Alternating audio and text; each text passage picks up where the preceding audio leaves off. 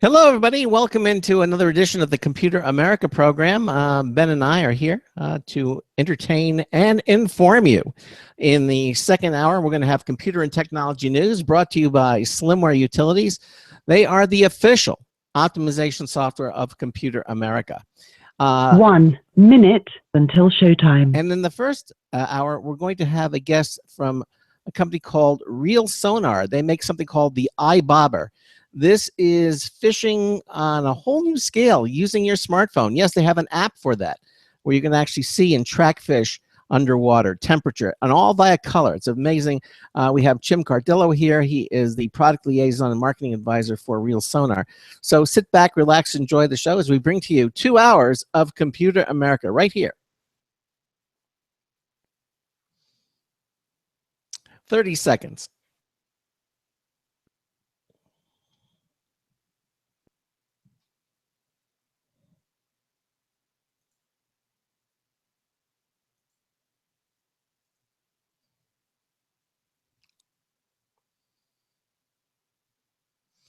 Ten seconds.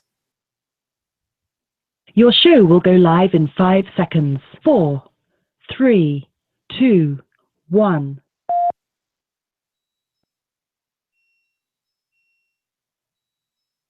Broadcasting live, it's America's longest-running national radio talk show on computers, Computer America, hosted by national columnist Craig Crossman. Look for Craig's weekly column in your favorite newspaper. This show is being beamed nationwide at ComputerAmerica.com. Keep it here for technology news, computer products, guest interviews, and your phone calls. You're listening to Computer America. Hello and welcome into the Computer America show. It's the nation's longest running, nationally syndicated radio talk show on computers. Computer America is heard around the world and coast to coast. And I'm your host, Craig Crossman. And I'm your co-host, Ben. And welcome into another glorious Tuesday edition of the Computer America show. Hope all is well with everybody. And we are here in our new daytime slot from 3 to 5 p.m. Eastern Time, Monday through Friday. That's right, our brand new time slot. And it's working out very, very well. At what point does something not be new anymore? We have to give it at least a month. A month. Okay, that's fair. Brand new. Now we can say, I was saying brand new. Now I'm saying new because we're in our third week. And probably after the month is over, we'll just say our daytime slot 3. We'll get the new off of it. Exactly. Okay. Okay. But it is still new. 3 to 5 p.m. Eastern Time, Monday through Friday. And welcome to all of you who are watching and listening to the Computer America show. Watching? Yes. All of it. If you have a comment for our guest, by the way, again, if you have a comment or a question for a guest, you can give us a call at 347-884-8881. 347-884-8881. We'll get you on and get you through. And by the way, the second hour, we're going to do computer and technology news brought to you by Slimware Utilities. They are the official optimization software of the Computer America show. And in the first hour, something very interesting, a treat for you, especially if you're into fishing. Can you imagine using your smartphone to help you fish? Locate your fish, see the fish, also see the water temperature, and clean your fish, scale your fish, fillet your fish. No, but let that catch it. Even see depth via color. We're going to be talking about this product called iBobber from ReelSonar. Jim Cardillo is going to be here, product liaison marketing advisor for ReelSonar, the iBobber. And again, it's an app for your smartphone. Very cool technology we'll be talking to. And again, if you have a question or comment about anything we're talking about today, 347-884-8881 will get you on and get you through. Also, if you don't want to go on the air, you know, you're a little radio shy, but you still have a question for us, any page at our home site, ComputerAmerica.com. That's the internet home of our radio broadcast, ComputerAmerica.com. On the upper right-hand corner of any page, you'll see it says Submit a Question. Just click on that. It'll take you to our question submission page. You can type in your question or response, click the submit button, and Ben and I will both see your comment immediately, and we can ask it of our guests on your behalf. So that's there too. Now, the other nice thing is that not only can you listen to the show, you can also watch the program. You can see myself, you can see Ben. Ben has the technology to display websites, videos, movies. He can do all of that. So you can see all of that if you watch the live video stream. Again, just go to our Computer America homepage, any page actually, on any of the pull down menus, you'll see it says Show Lounge. If you click the Show Lounge, the live video stream will begin automatically, and you don't have to do anything, and you can just watch the show and see all that stuff. If you're watching archive, if after the program, you can still watch it. It'll be an archive because we archive all of our programs here at computeramerica.com. The audio is available, the video is available. We have links to under our archives page at computeramerica.com. You can watch all of that. So we invite you to do that as well. Now, let's see, Ben, I know there's some new places that you can listen to the show too, right?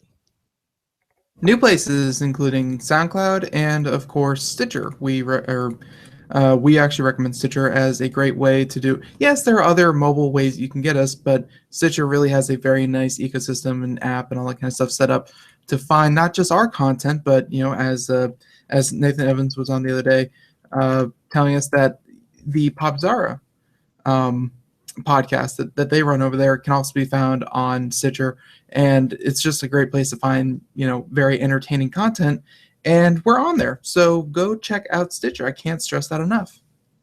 Now, I understand you're going to be on the Popzara podcast, right? Yes, we're going to do some recording tomorrow, and I'll let everyone know whenever they have it up to go check that one out. Absolutely. Certainly, I'd like to hear it too. Let me know too. Now, their podcast is not live; it's delayed, and after you do it, then they record it and then they make it available, right? Okay. You were on there before I was, right? Nope, I don't think I've ever been on the Popzara podcast. Nope. Oh well, I'm not throwing names out there or anything, but Corey, who was out there helping us broadcast from E3 this year, will be there as well, and as well as our gaming correspondent, Josh Boykin. So it's going to be us three just bantering back and forth. I don't want to give too much away before we actually do it. Mm-hmm. So I'll we'll let everyone know when and where to go check it out. And you, of course, will be you'll be representing Computer America on that broadcast. So that'd be nice. That or the South African cricket team, but toss up on who gets front billing. I see. Okay. All right. So we got lots to talk about. Anything else you want to mention before I bring our guests on the show? No. I think we've stalled enough. I think we're good to go. All right. Well, our guest is ours from a company called ReelSonar, REEL, by the way, ReelSonar. And you're going to hear all about their amazing new iBobber. Now, this is the idea. You attach a fishing line to the eyelet of the iBobber and cast it where you want to see under the water or where you want to begin to map the contour of the waterbed. The iBobber turns on upon contact with the water and sees fish, water temperature, and depth via color. To map the contour of the waterbed contour down to 135 feet, all you do is tap the app to the waterbed mapping screen, tap to begin, reel in the iBobber at a slow rate, tap to stop, and you've got a contour of the waterbed. It could not be easier. And even better, the iBobber can be used from shore, boat, or dock. Isn't that amazing? Now, here to explain how this amazing little piece of technology works is Jim Cardillo. He is the product liaison and marketing advisor to ReelSonar. Jim, welcome into Computer America. How are you? Hey, I'm Greg. Ben, thank you for having me. Oh, yeah. This is our pleasure. And this is a cool little device. I mean, tell us about this ReelSonar, first of all, and how did the company start? Great question. Well, about 3 years ago, I invited Alex and his brother Matthew to join me and a few of my friends in Canada on a fishing trip. And I fish in Canada annually. And so it was Alex's first time. Alex is the founder of the company and invented the iBobber. But as you can imagine, due to Alex's limited schedule availability, he only joined us for 3 brief days. We stayed out there for a week or so. Now, recognize that we couldn't take all of the baggage that we'd like to because the space and weight limitations of flying out. One of the legs of our trip involved taking a float plane to a rather remote campsite. So we caught plenty of fish, but we relied on our angling instincts, and I had been there before, so I generally knew what locations there were fish. So we all caught fish. But we didn't bring any of the bulky and expensive fish finders and transducers that are typically and traditionally used on boats, etc. But our success was pretty much limited to experience in viewing above water features and attributes like rock piles, tree falls, points, etc. And they generally affect the presence of fish. Alex, during the trip, kept asking me about, well, how do you know what's underwater? And what affects the presence of fish underwater, like temperature and depth and structure and bait fish? So I kind of winged it a little bit and gave him some information. And after the trip, and it was a rather successful trip, about a week later, Alex called me and said, wouldn't it be great if you had a simple, portable device that provided all of the data that you needed to determine where the fish are? That thought was the concept that gave birth to the iBobber. Alex, and let me talk a little bit about the physical iBobber. This physical device, it's a little larger than a golf ball, and it's red and white, much like a typical bobber that people associate with fishing. Has no wires, nothing at all. Again, repeating what you initially said, you tie it onto a line, a fishing line on one of your fishing rods. And if you are in a boat, in a kayak, on shore, on a dock, even in an expensive competitive bass boat, the iBobber fits in your pocket, much like a golf ball. You take it out, tie it onto the line, and if you're standing or sitting or wherever you are and you're looking somewhere and say, I wonder if there's any fish over in that area, rather than go over there in a boat and disturb the area and spook whatever fish may be present, you simply cast the iBobber over to that area, take out your phone, sync the iBobber with your app, and your screen of your smart device, whether it's a smartphone, smartwatch, tablet, iPad, it turns into the fish finder screen, displays the depth of that water where the iBobber is. It displays the presence of fish. It uses sonar, and it transmits that information back to your smart device, as well as you mentioned before, the temperature. So you know the temperature, you know the depth of that water. If fish are present, a display as the fish come into that cone, that screen, it will display it on your smart device as a fish symbol. On that fish symbol is a tag. The tag will say 14 if that fish is suspended at 14 feet. It'll say 16, 18, whatever that tag is on that fish, it'll show it in the relative position on your screen relative to the depth of where that iBobber is. It'll demonstrate and indicate what the depth of that fish is. If the color of that tag is green, that fish is over 15 inches. If the tag is red, it's under 15 inches. So there you have it. That's the simplest basic function and use of the iBobber. When you want to determine what the topography is in the water between where you are and where the iBobber is, that's where you do waterbed mappings. Click the button on the app. It'll tell you to start reeling it in. You reel it in at a constant pace. When you're done reeling it in, press stop.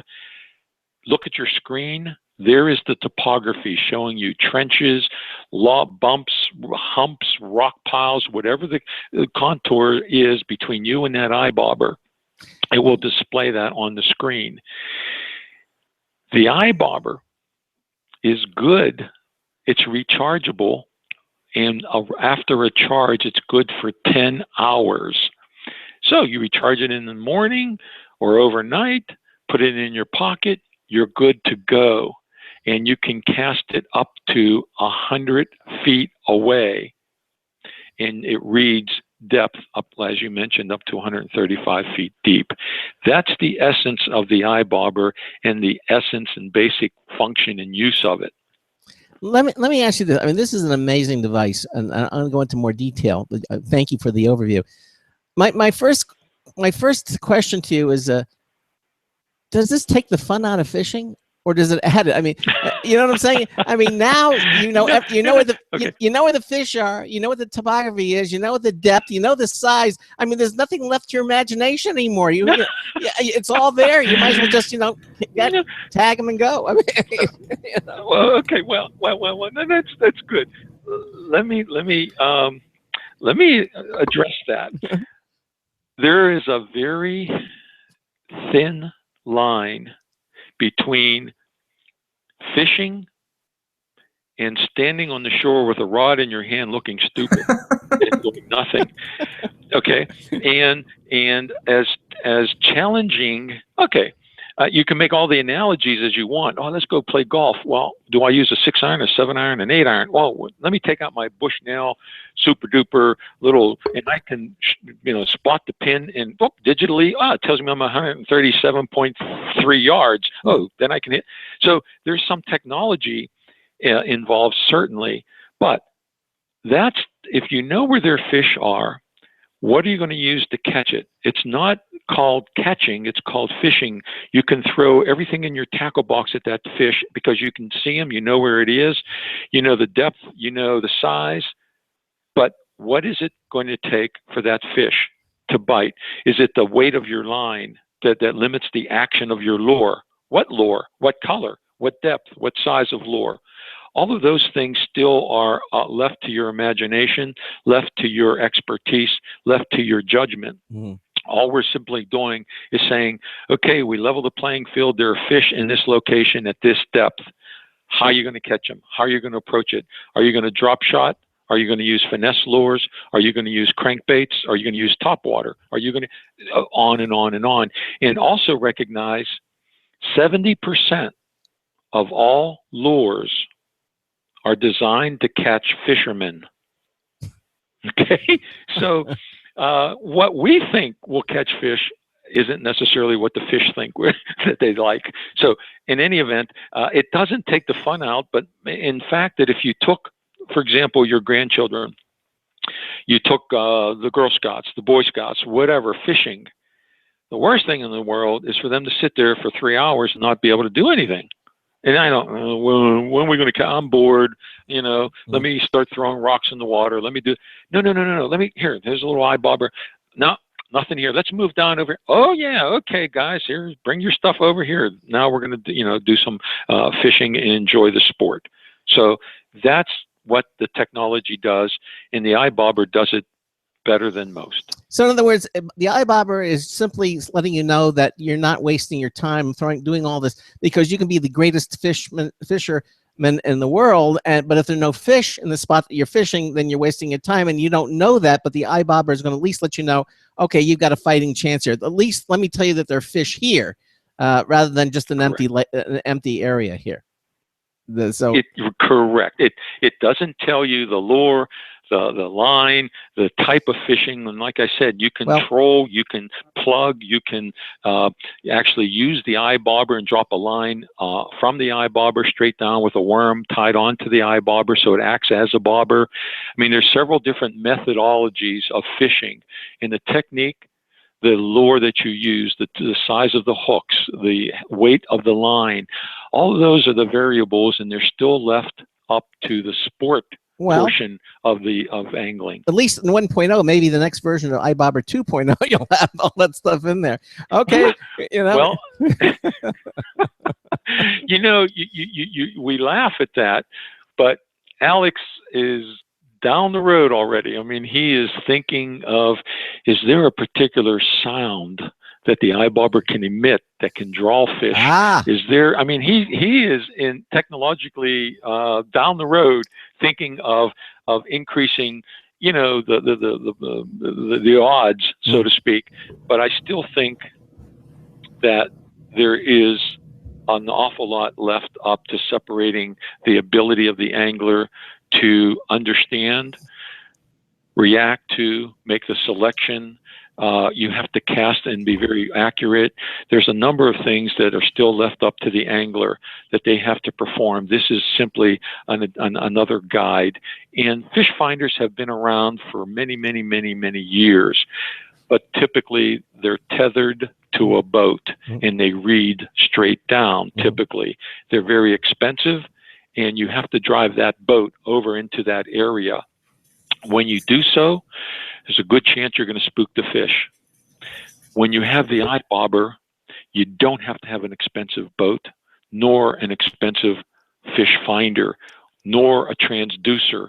Everything is contained in this simple little device that's like, again, the size of a little bit larger than a golf ball. I mean, very castable. You could use this in a dinghy. I mean, you can use it in a inner tube, literally, because it sits right in your shirt pocket. Yeah. Take it out, tie it onto a line. Now, when I say tie it onto a line, you don't have to sit there and put the line through the eyelet. There are two eyelets on the eye bobber. One you can actually is under the eye bobber, and that's where you can suspend a hook with a worm on. The other one is alongside the eye bobber, and that's what you tie onto your line. You can tie what's called it's a clip. Okay, it's a little clip that you can tie onto your line, and you open up this clip, and you can attach lures. You can attach hooks to the clip. You can attach the eye bobber to the clip, and then unclip it and take the eye bobber off and attach something else. So you can secure that very quickly, very easily, very simply onto a line. Now you can have a dedicated fishing rod, specifically only with the eye bobber, and have other rods with you that you use for fishing with bait and hooks. Or, like I said, take this out of your pocket, clip it on to your universal snap swivel, that's what it's called, and cast it out. See where there are fish in that location, reel it in, unsnap it, put your lure onto that snap swivel, cast it back out, and you're in business. Any way you want to do it, it's very, very flexible, very easy, castable, and it really does the job. Well, let me ask you this. You mentioned the snap swivel. How indestructible is it? I mean, when you take a thing and you fling it, 100 yards or so, some of the casts can go way up, and they go splashing in the water. I mean, is the eye bobber, strong enough to take that? I would think you should do that. Yeah. The eyelets in the plastic fin that attaches has a brass lining in it. So that brass lining takes up the abrasion of the line or the snap swivel. And in terms of casting it, because it's so light and because it's so small, it's not like throwing a brick into the water to splash the fish and you just defeated the whole purpose. Because of its weight and its size, it hardly makes a splash. And of course, at the ReelSonar website are videos. And actually, I'm the person casting the eye bobber. I'm the guy behind the rod. Well, we're watching it, casting it out. Yeah, we're watching it now. If you're watching the live video stream, Ben is actually displaying the video. Eye bobber meets fish tank, and all the different fish. And he's actually let me explain that fish tank to you. That fish tank is an aquarium tank, and it's up at Linesville, Pennsylvania. The Fish and Boat Commission has a facility in Linesville, and I'm associated with Fish and Boat Commission as a certified fishing skills instructor volunteer. And I said, hey guys, I'd like to come up and use that fish tank. What are you doing? And I said, no, we're going to test a device. They were fascinated by it and said, bring it up. So we actually pitched it into that tank, and there was, you can see all the levels and strata of fish, and that's fish finder, and we had the alarm on, and it's pinging like crazy just to give it a test that says, what if you had a multiple levels of fish of different sizes? What's going to happen? What's it look like? And you can see actually that on that same video is the waterbed mapping portion, and it's demonstrated, and that's where it's actually where I'm talking to you from here in Pennsylvania. Alex is located in Seattle, Washington. When he was here, we actually casted it off. I live on a lake, and we casted it off my dock and actually reeled it in and did the waterbed mapping portion of that video. So it It really works. I've taken it to Canada. I use it all the time, no matter. And I do have a bass boat. I have a pontoon boat as well. So, but I don't want to disturb the water. I want to cast it somewhere easily, gently. You can pitch it. You can overhead cast it. It takes the abuse. It doesn't make a large splash because it doesn't actually submerge into the water like a block or a brick or a stone would do. So it's a gentle arrival, and you open up that app, and the app is free, of course.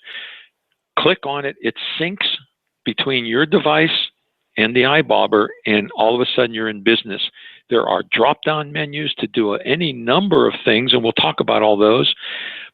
But it's that simple, that easy. So a person who fishes competitively, and I've fished competitively with Bass Association, BASS. I've been involved with them here in Pennsylvania. I served as a conservation director for many years. When you fish a tournament, you are looking for every single little edge, the type of line, how sharpen your hooks the day before. All these little things are really meaningful when you're fishing competitively with 40 other boats in a tournament. And to have this in your pocket, take it out and know what's over in that little weed bed over there without having to drive your boat through it and disturb it all is an edge. Now, so as expensive as go ahead. Yeah, I was going to say, so right now this is legal in tournaments. You think they're going to eventually say, okay, well, now if you're going to use an iBobber, we're going to have to make a special exception? Is there any talk about that? Or No, because there are $3,000, $4,000, $5,000 electronic devices that shoot side images, that actually show you hot spots. They get improved every year. This technology in fish finding and in location and GPS coordinate, that's being so advanced. There are lures now that actually are electronic, that have lights that flash in the lures, and it's really, again, so anything goes. Recognized and these tournaments, anything goes. Right. They're allowing anything. Okay. I know, for example, like in golf tournaments, the clubs have to be of a certain weight, the balls have to be a certain weight. I mean, everything is because there's so much money and they want to keep things level. But evidently that isn't the case with fishing tournaments, is at least not it. No, it's not. But there are inherent checks and balances. For example, one of the things that you're not permitted to do in a tournament is to use your phone for communicating.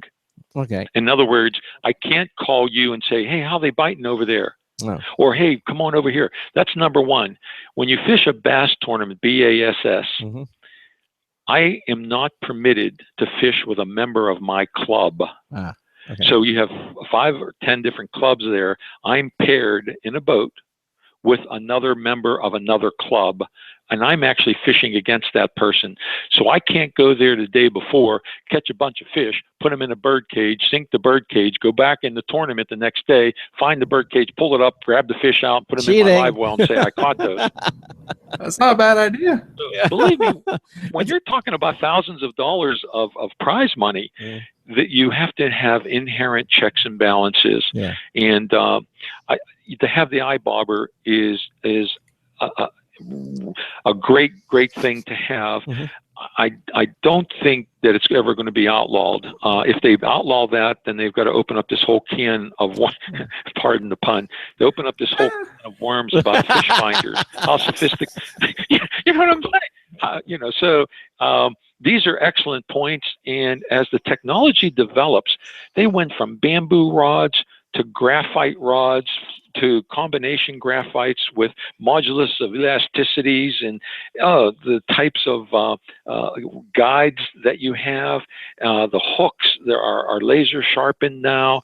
I mean, this technology continues on, and I think it's for the betterment of the sport in a number of ways, and also recognize that in a tournament, that's the only sport, not like hunting, where you kill your prey.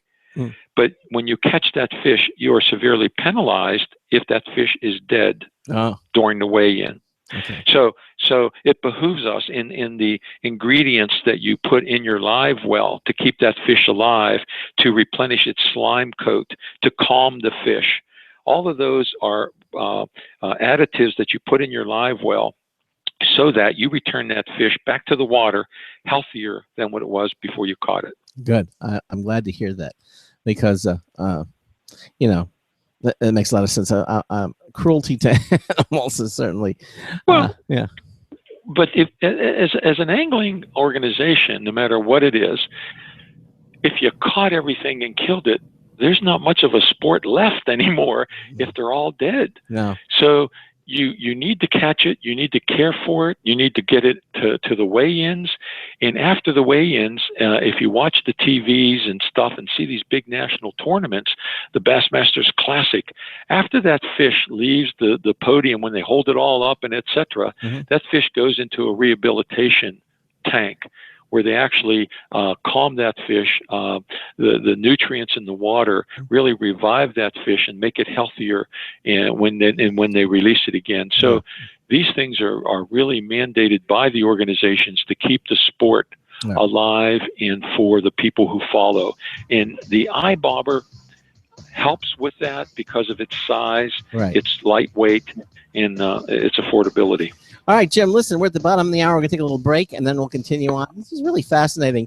You're listening to the Computer America Show. ReelSonar is here. Jim Cardillo is speaking about the iBobber. Again, if you have a question for him, 347-884-8881. I'll get John to get you through. We've got a news tips bulletin review from Marty Winston. That's all coming up. We'll be right back. Sometimes disaster strikes. Data can be lost due to many different reasons. Accidental reformatting, power spikes, virus attacks. Zero Assumption Recovery provides a suite of highly effective and thorough data recovery software for Windows operating systems. ZA is suitable for home users and small businesses who need a powerful data recovery solution for Windows and Linux file systems. Go to z-a-recovery.com. Sometimes disaster strikes. Data can be lost due to many different reasons. Accidental reformatting, power spikes, virus attacks. Zero Assumption Recovery provides a suite of highly effective and thorough data recovery software for Windows operating systems. ZA is suitable for home users and small businesses who need a powerful data recovery solution for Windows and Linux file systems. Go to z-a-recovery.com. Hi, this is Craig Crossman, host of the Computer America Show. You have important meetings to schedule. Your company's getting ready for its IPO, and you're in charge of the PTA fundraiser this month. So how do you coordinate everyone to be available at the same time? Are you still using emails, phone calls, even text messages to schedule meetings with a group of people? How's that working out for you? Not so great, huh? It's a fact that every day, millions of people suffer from scheduling headaches. Well, with Doodle, scheduling meetings with a group of people is quick and easy. With Doodle, you can easily propose available times to each member. Each one checks off the times that they're available, and then you simply pick the time that works best for the group, all in an easy-to-read display that integrates with your existing calendar. Nothing could be more simple. Give Doodle a try for free, and like millions of Doodle users, you'll truly see how easy it is to find the perfect date and time for all your meetings. That's www.doodle.com.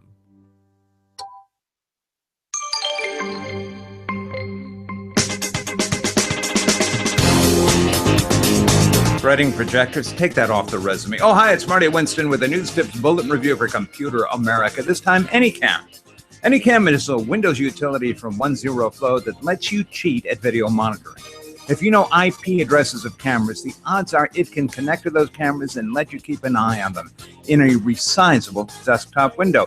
We got that to work with one camera that theoretically only works on an Insteon system and a Motorola camera that doesn't want to get used without a cloud app or a web feed.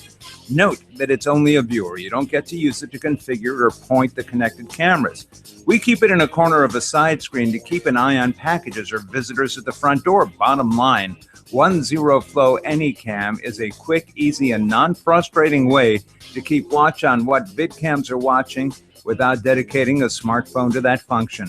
Marty Winston, News Tips Bulletin for Computer America. Welcome back to the Computer America Show. Thank you, Marty Winston, for that news tip bulletin review. We have Jim Cardillo here. He is the product liaison and marketing advisor for ReelSonar. And last half hour we've been talking about this iBobber product, and it's doing things that really we've seen stuff like this before, but we've never seen it in such a small package, and just attack because I've gone deep sea fishing with my friend, and they have one built into their boat, and it's a whole system. It costs probably a couple $1,000s, and you could definitely see all the way down to the bottom. But this is taking something that I think a lot of people could just throw into their tackle box and get up and go. It's not really a huge investment, and you don't need all this clunky hardware to take it with you, and it's just very, very cool. And yeah, we are just kind of getting into the product itself, and I think we've talked a lot about how would you best use this, but how about we get into the actual specifics of the app and what the app gives you? Because I think we've touched lately on there's a lake bed, seabed, whatever, mapping of some sort, and what other kind of conditions or what other kind of information does the iBobber app give you? Great opportunity for me to tell you that there's an awful lot that it does. The pull-down menus that you have on the app is free. Go to the App Store, look at iBobber, download that. You can do it right now. There are things inherent because it's on your smart device that the app will allow you to do. For example, there's a lunar calendar. It depicts the daily phases of the moon on monthly calendars, past monthly calendars, advanced future monthly calendars. There's also a sunrise, sunset times are displayed. That app on your phone, the iBobber app, will allow you also to look at things such as the barometer, the temperature, air temperature. There are things such as a trip log, where you can actually, when the iBobber is cast out and you open up the trip log, it will automatically display the GPS coordinates where that iBobber is. When you go into the trip log, you can indicate the weather conditions. Was it sunny, overcast, rainy, etc.? What species and quantity of fish did you catch? Start scrolling. It'll have every species of fish. Click on it. It'll say how many. And you said, I caught 5 today. Next question, what lure did you use? I used the crankbait. I used a spinner bait. I used this. I used that. What type of fishing did you do? I was bait fishing. I was trolling. I was fly fishing. All that information in the trip log can be shared or not on social media, Facebook, Twitter, email to your friends, or simply archive it for future reference. Another thing that the drop-down menus will show you, number one, the battery life of the iBobber. It'll indicate it in percentage. It's called the dashboard. The dashboard, when there's a thing called a fish alarm.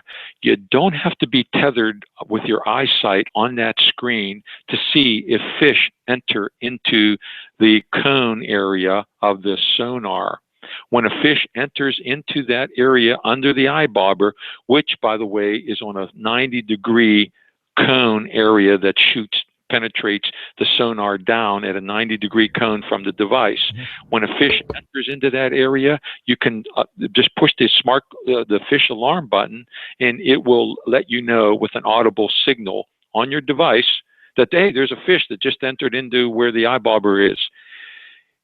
If you want to fish at night, there is an LED light up button. Push it, and there's your iBobber out there 100 feet away. It's glowing. I mean, it lights up with an LED light, so you can see it in the dark if that's so desired. If you use the iBobber as a bobber, and we all know that a bobber is tethered to your line, you cast it out under the iBobber. and suspended from it is another line that goes straight down with a worm on it, or some other, a minnow or something. So it's actually a bobber. And you look at the bobber and you keep looking. And when the bobber goes down under the water, you know a fish bit the bait. All you have to set is the strike alarm. And when that bobber suddenly moves with a shock, you will be audibly notified on your smart device that there's a fish on your line. So you just reach around and grab the line and set it. Those are some of the devices in addition to the waterbed mapping that we've talked about. So that's you can view the current weather, you can look at the barometric pressure, the daily highs and lows, the wind speed, the direction, the lunar calendar, the sunrise, sunset, the trip log, the LED light up, strike alarm, fish alarm, battery indicator, water temperature, and of course the fish. Wow. So I guess all of that tracked inside of the travel log will say, you know, hey, I went here, and you know, those coordinates are a really great feature. And say, you know, hey, I went fishing here 2 weeks ago. You know, check out my log, and I had a really great time. Maybe you should go here too. Just like, I think it's something that a lot of fishermen out there, like, they kind of remember. You know, I went to this lake. I went 3 miles up, you know, up the river and did this, and like, they all kind of keep all this kind of stuff in their head. But then when it comes time to either remember it or tell it to someone else, like, sometimes people get lost because you don't really remember. So this trip log is, you know, like you said, not just for your records, but hey, if you want to share your favorite fishing spots with friends, you could just send that over, I guess. That's absolutely correct. And you can do that in real time. So you're out in the water and you just sent something, and it said how many fish you caught, the lures you were using, the temperature, the water conditions, the type of fishing you were doing, and they're back in the office working. Now, me, selfishly, I wouldn't share that with anybody. I archive it so that I know where my hot spots are. But that aside, it allows you that opportunity to communicate all of that information, and of course to return to that same exact spot within a yard or two of those coordinates and cast there. But I can tell you, and our listeners will validate this if they're avid anglers, you will remember the exact spot you were when you caught that 8-pound largemouth or that 20-pound northern pike. You will remember that spot, indelibly impressed in your memory bank. But like you say, when you fish tournaments, you're going from spot to spot to spot. And that's why they have those 300 horsepower outboards on those $60,000 bass boats to fly from one spot to another. So it's easy to just archive that information. And when you return to that particular body of water in a future competition, you're going to have an edge. Not to say that those fish will not have migrated somewhere else, but at least you have that as a starting point, and you have the eye bobber to go find new locations where the fish are. Real quick, before we get further into the, you know, maybe some of the more specifics, how much data would something like this use? Because I know data is a huge commodity to people, and you know, you don't want something like this to, you know, take 100% of the month's data cap with you. That is a great question, and unfortunately, I don't know the answer to that question. And Alex would obviously, and the other engineer type people, but I don't know the cap. I don't know the amount. I can tell you that it hasn't limited out on my eye bobber. That I actually have two of them here. One is still in a box, and one is out. Matter of fact, it's in its charger. Well, let me ask you this. Wait, Jeff, let me ask you this. It communicates with the iPhone via Bluetooth, you're saying? Yes, it's Bluetooth 4.0. Well, and the reason for then that's the answer to the question, Ben, because it's not using any of your. It's just using Bluetooth, so it's not. Well, I say that you can send it in real time to other people, so you know that's obviously going to take data. If you're out in the middle of the lake, you're not exactly attached to a Wi-Fi hotspot. So okay, well then, yeah, if you were sending data to 200, but using the iBobber really shouldn't use any of your data because it's using Bluetooth. Yeah, the Bluetooth 4.0 is exactly why Alex went that route, only because of it. First of all, the constant connectivity, connecting, and secondly, the very, very low battery usage. So that may be the answer, and I just apologize for not being astute enough to know that. But that's essentially, it all communicates through the Bluetooth conduit, and that's essentially the two reasons why he selected it, because of its low battery use and constant connectivity. We'll take your personal anecdote of you using it and it's never capped your data, so that means it's probably negligible. That's fine. There you go. So you've been telling us some of the cool features of the iBobber. Are there any other ones that you haven't mentioned yet, or did you want to tell us? Well, there is an anti-glare screen.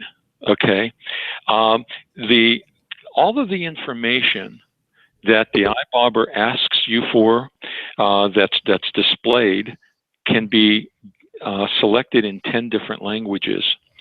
The measurements, when you look on the footage of the depth and all those types of information is available, and you select whether you want it in metric or in imperial units. So you also name your iBobber, and so you can sync with it and say, hey, this is Sally, and it's uniquely yours. So if I were fishing and I had my iBobber, I can't influence yours, you can't influence mine. It's unique. Oh, that'd be cool. So you put up a full screen. Hey, look, there's a whole flock of there's a whole school of fish. 150 yards to your left. Go over there. The bait and switch. Yeah, absolutely. You can't do that. The language opportunities, and when you're out in a bright sunny day, it's very difficult to read a lot of the screens of these expensive fish finders, and they're pretty much fixed. Yeah, you might be able to rotate it a little bit here or there, but the anti-glare function is really pretty remarkable, included in the iBobber. We've had some people come up to us, engineer types, who are involved in dredging and aquatic environmental industry, hydrographic surveying, bathymetric and vegetation mapping. And they said, do you realize the expense, tens of thousands of dollars to go out and analyze this? We can stand on shore and cast this out, and we can interpolate and cast it out every 10 feet along the shore, and we can tell how much, cut and fill and silt or vegetation. and so it was really impressive, and we didn't actually visualize that particular usage. Those are certainly potential usage that have come upon us. Let me ask you, obviously there are other fish finders on the market. How does the iBobber compare to the other fish finders in the market? It sounds to me like this is really far less expensive without giving up a lot of the quality. The two biggest advantages that ReelSonar has developed with the iBobber over anything that's remotely competitive to us is the size and the price. Mm-hmm. That's significantly smaller than the next. And recognize, too, that ours is designed to be castable. That is extremely important. When you want to cast it out, you don't want to tie something that looks like a softball on the end of your line. First of all, if you're using a very light rod and light line for action, you're going to break something trying to cast this massive device out there. Mm-hmm. There are others that are designed to be trolled behind a boat. Okay, they look like small footballs. That didn't enter into the equation when Alex said, no. If you're going to Canada, you need to put something in your pocket. You need something small. If you're going to fish out of a tube, if you're going to float in a kayak, you need something small. If you're going to fly fish in a stream, you don't want to send one of these big monster things down the stream. No. You want to take this little golf, and that's the one you want to do. So that's the comparison. And typically they're hundreds of dollars. And we'll talk about the price of the iBobber. The iBobber is under $100. All of this, everything that I mentioned, when you get the box, in comes a cradle. That cradle is the little charger. You put the iBarber in the charger, twist it to snap it in, plug the charger into a USB port, and it'll charge. First of all, it'll light up blue. The iBarber will light up blue. When it starts flashing, means it's fully charged. Just give it a little twist, take it out, put it in your pocket. You're good for 10 hours on the water in use. Yeah. And $100. And actually, it's $99. It's $99. Yeah. So those are the advantages of the iBobber over competitive products. And it's hard to say competitive products. If they were castable, if they were truly portable, as the iBobber is, then they would really be a knockdown, draw out competition. But those are the salient points. Right. No, exactly. So if people want to buy one, where can they go? To buy them, you can. The best would be online, and Amazon, Walmart online, Target online. Those are the three major vendors, and online would be the best way to get it. There are times when they'll run specials, etc. So right now we're working on trying to get it into a lot more of the national sporting stores, and we're working on a number of major distributing chains and retail outlets. But for now, Walmart online, Amazon online, Target online. There'll be more coming on board as we continue on. And I see that. What kind of, can you just share with, just in general? I mean, how successful are the sales going with the iBobber? Oh, well, that's good. Let me tell you with the excitement. You may or may not be aware of there's a national convention called ICAST. Mm-hmm. ICAST is a once a year convention. It was held the last 2 years in Orlando. The year before that, it was in Las Vegas. In Las Vegas, we had 2 prototypes, and we took a booth. We had people, and people travel all over the world, from all over the world, to attend this ICAST. It's not open to the public. It's only open to manufacturers, distributors, and retailers. We had people come to this booth lined up. There were 3 of us manning the booth. They were from all over the world. They were from Australia. They were from Tokyo, or from Japan. They were from China. They were from Korea. They were from all over the world, because no one had ever seen anything like this. We didn't have any distribution. We didn't have any manufacturing. We just wanted to test and see what the interest was. The following year, we went to Orlando, and everybody knew, and everybody came back to the iBobber. We just launched it in Europe. And out of England, we have a major distributor, and they have generated videos. And it's interesting, because over there, their game fish is carp. Okay, over here, carp are okay, but they're not the fish of choice, so to speak, for most anglers. But it's been very, very successful. We've launched it into Russian-speaking countries. We have a distributor extremely interested. So we're starting to go more international with it, and sales have been really greater than expected. And sometimes, oh wow, we got to get more manufacturing up, because we just got an order for X amount, and so it's going very, very, very well. Particularly now that the holidays are going to be coming upon us, the Father's Day kinds of things in June, and anglers are starting to get it now. We don't have the marketing yet, where we're actually in the magazines, the angler magazines, nor are we on the shelves of the Cabela's and the Bass Pros and Dick's and Academy at this point in time. But we're working feverishly with those people. We've sent them iBobbers for testing, etc. Recognize from their perspective, it's very, very difficult to put some upstart new product on the shelf, which their limited shelf space, and take something else that's also been there as a mainstay. Maybe it doesn't have the technology or the benefits or features of the iBobber. So we're just patient. We're patient. Sales on the online are great, and it's very exciting for us.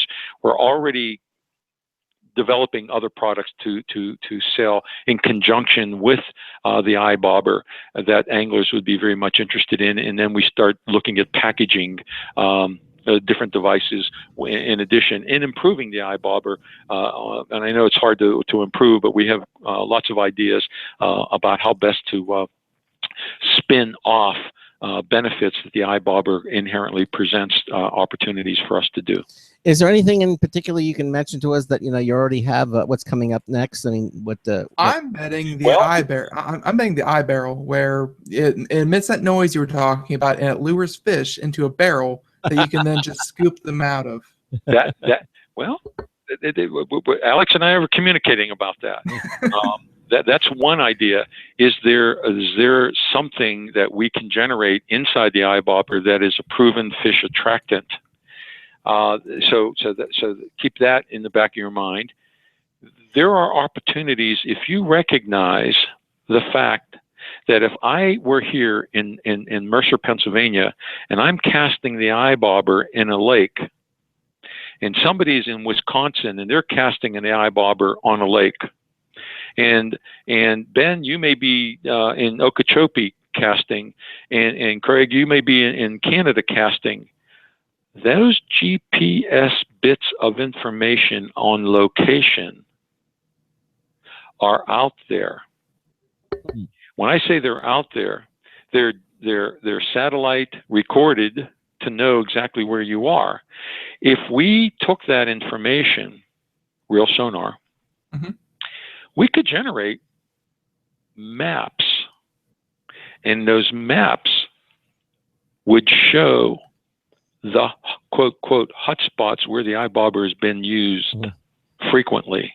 So if I went on that lake in Wisconsin and that lake in Okeechobee, and I subscribed to the hotspots, so to speak, out comes the information that says, oh, hey, look at this section. There's been 40 iBobber locations right over here. And so we're not guaranteeing that there are fish, but we're certainly saying that people who have fished here have used these particular GPS spots, locations where the iBobber was. You see a lot of that with navigators. They'll use a crowd. Exactly. That's how that fish. information gets on the navigator hotspots.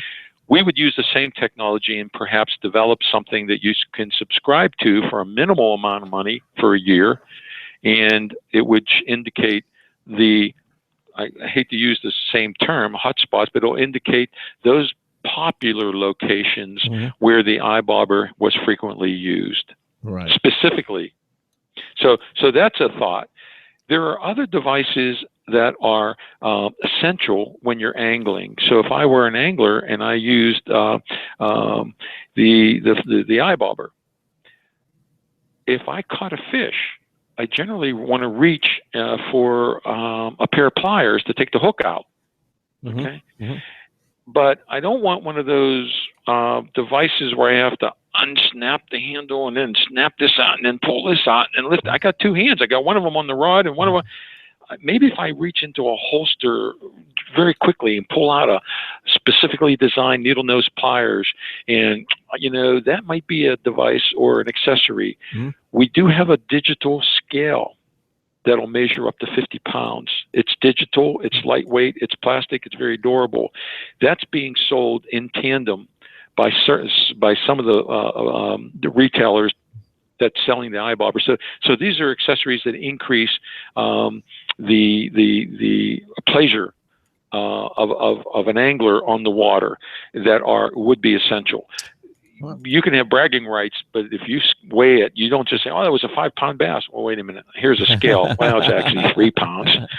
So you have those kinds of devices. So we're constantly looking to not only improve the functionality of the iBobber, as we talked about sound or light emitting or whatever, but there are accessories that would expand the line for ReelSonar.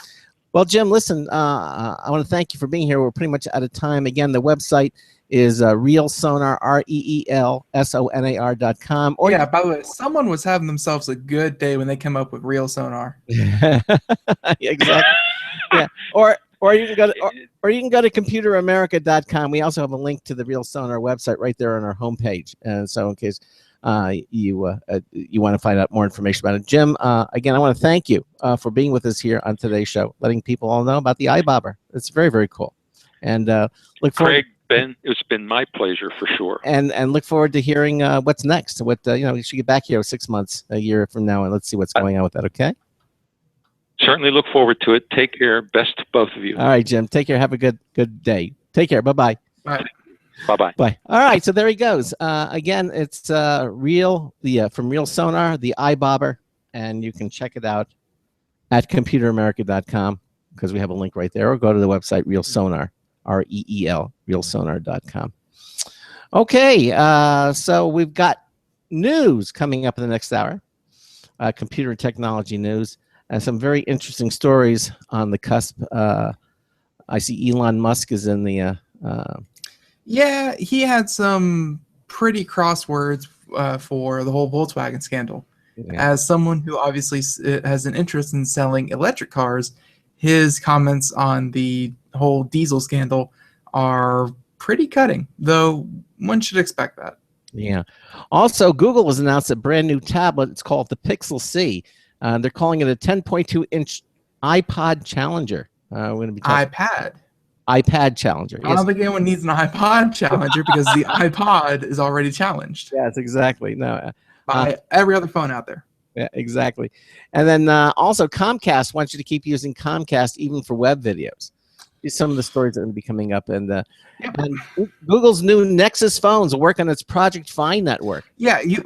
By the way, folks, we're going to talk a lot or a bit or probably a lot about Google because they just had a big Google conference today. So a lot of new products announced from Google. All right. That's all coming up in the next hour of the Computer America show. We've got another News Tisples review coming up as well. We're going to be right back after a brief moment, a brief pause. You're listening to the Computer America show. Stay with us, please.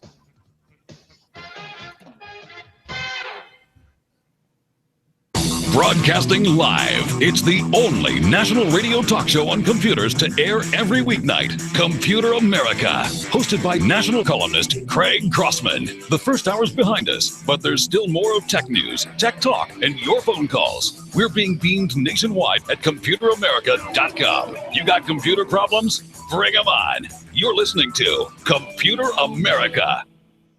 Computers run the world, and we run computers. Call us or send us an email to live@computeramerica.com. Hello and welcome into hour 2 of the nation's longest running, nationally syndicated radio talk show on computers. This is the Computer America show, and I'm your host, Craig Crossman. And I'm your co-host, Ben. And again, thanks to our first hour guest, Jim Cardillo, with ReelSonar, talking about the iBobber. If you missed any portion of that, you certainly can listen again. We archive all of our shows, the audio and the video, at computeramerica.com, which is the internet home of our broadcast. And you can certainly listen to it again at computeramerica.com. It's only Tuesday, but, while you're there, don't forget, our contests. We're giving away another Logitech MX2 Anywhere mouse coming up this Friday. Make sure that you're registered for our contests. And we had a couple of emails from submit a question from a couple of days ago, and I think maybe we might want to read them. I know you answered one of them. This was from a user. He says, "Hi, my older iPad is broken. Where do you recommend I should ship it to get it fixed?" And I believe you answered him directly. You said, "We just did a segment with You Break I Fix, which is a chain with 140 stores in all major markets. You can try to take it to them. They also do shipping if you don't have one in town, and they'll tell you what's wrong and how much it would be to fix it." He says, "Try them," or of course, there's always Apple, but that's going to cost you an arm and a leg. So, which is true. I mean, Apple will get it fixed, and they'll definitely do it in a very professional manner, but they don't come cheap. So, no, they don't. So for older products, people like to go to third party stores, and You Break iFix, just because they were freshest in my mind. They were that we had them on the show. So I figured, hey, why not give them a plug? But also, you can also just go to Google and look for, computer repair shops in your area. And there are tons of them that will, fix anything like it.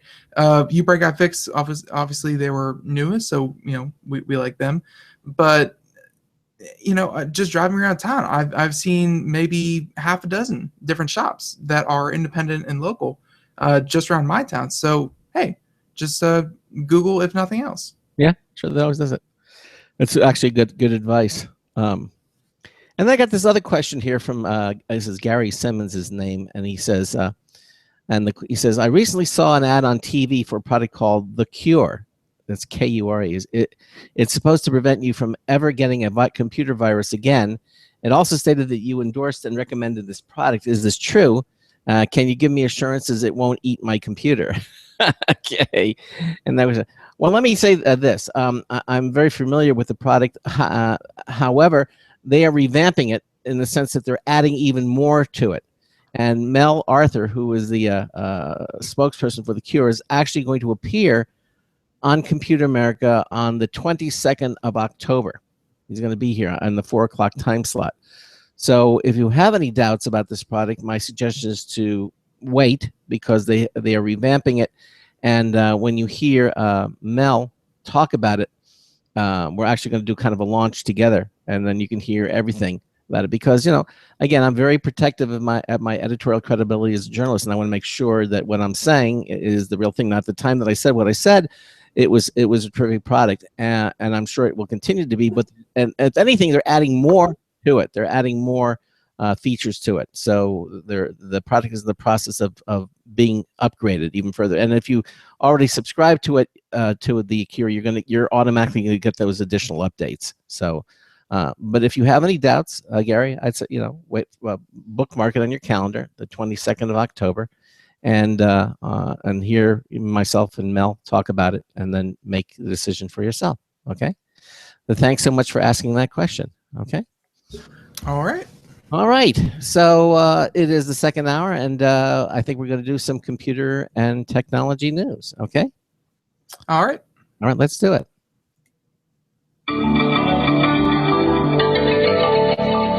Today's computer and technology news is brought to you by Slimware Utilities, the official optimization software of Computer America. You can visit them at slimwareutilities.com to clean, speed up, and optimize your Windows system. Slimwareutilities.com. Really, do it. It's a wonderful product. We use it, and it does exactly what it says it does. Slimwareutilities.com. You'll be glad that you downloaded it and applied it, and thank us for it. Slimwareutilities.com. All right. So the first news story we're going to do, there's a lot of cool ones, but we're going to go with this one. It's not technically a story, more of something that happened, but we figured it was kind of cool. So, we talked about it on the air. And if you're watching the video portion, this is going to be great. If not, this is going to be homework for you. Sorry, I know you haven't done homework in forever, but hey, it's something to do. All right. So the exact website is patriots.fancam.com. That's it. And there's some numbers, but don't worry about that. Anyways, if you go to Patriots Fan Cam, you're going to be taken to a site that actually, it's obviously for the Patriots, and they brought some kind of crazy high resolution 360-degree view camera to this to a Patriots game, and they took a picture of the crowd. It's so high resolution. And by the way, in a 360-degree view, so of course you can, click, spin it, and look at in any direction, including the cheerleaders. But the amazing thing about this picture is that it's so detailed, you can actually zoom in and make out everyone's face in every part of the stadium. No matter where they are, from the furthest they are to the closest, doesn't really matter. And this is obviously, some kind of promotion being done by the Patriots. And in a nice little feature, they're letting you tag yourself So you can link it to your Facebook page, and you're going to see all these little icons start popping up all over the picture. And it's you verify yourself through Facebook, and you can actually tag yourself while you're where you were while you were sitting at the game. That's very cool. It really has super high resolution. I'm looking at this. Very high, like seriously, anyone in any stand in any part of the stadium, you can make out their faces, Even the cheerleaders. even the cheerleaders. Now, does it show? It shows tags. People who's tagged. You can actually see the tags that are on there. Yeah, people will tag themselves, so it's not, we're not to that kind of dystopian level yet, but no, you can go in, and this is obviously publicized somewhere, and if you were at the Patriots game where this was taken, you can go in and tag yourself through Facebook and Twitter. There are a whole bunch of tags on the cheerleaders, by the way, just FYI. Oh yeah, of course. I don't think Mr. Robbie Lee is actually that particular cheerleader, but you know, obviously some level of unverified tagging going on, but at the same time, it's just, we always talk about high resolution images, Yeah. and this is one of the highest. Like I think there was one taken of space that might be high resolution, but this is one taken of a stadium, and it's just Crazy. kind of like, think of it like a class photo, but with 80,000 people. And you can zoom right down to their. You can count the nose hairs on these people. Yeah, pretty much. It's very, very, very well detailed. Yep, very detailed. Very cool technology. And speaking about cool technology, something here I got to talk about. For those of you who use razor blades, I'm sure Gillette must be turning over in their grave about this one.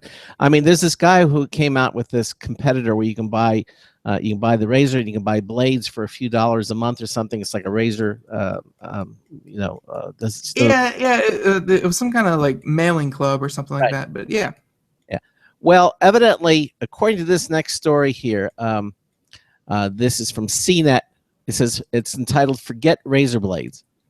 The Scarp razor wants you to shave with lasers. This looks amazing. This is a handheld. It looks like a razor. You know what you would. What's not amazing about a shaver with lasers? Yeah, I mean, you hold it in your hand. It just looks like a razor, but the Scarp laser razor, that's what they're calling it. The laser razor is supposed to use a laser to give a close shave with less irritation. And since its blade lasts a long, long time, fewer razors would end up in landfills. This again, a story by Anthony Domenico. It says shaving can be the absolute worst, especially for people with sensitive skins.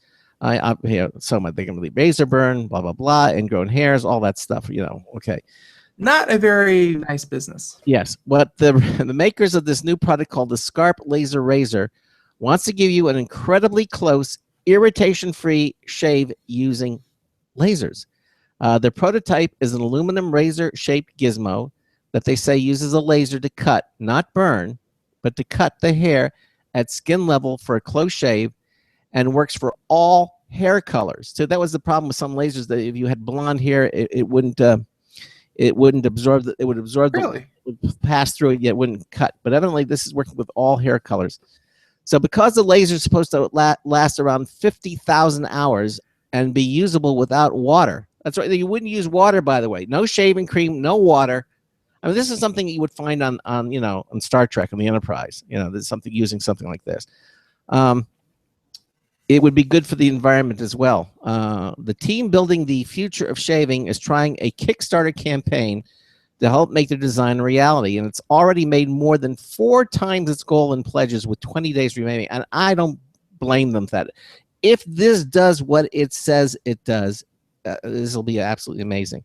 I just hope it offers, because shaving, like, I think people fall into two different camps, and obviously this is from a male perspective, but some men for shaving, it's like they do it because they have to, and it doesn't matter if they do it with a really, really sharp rock.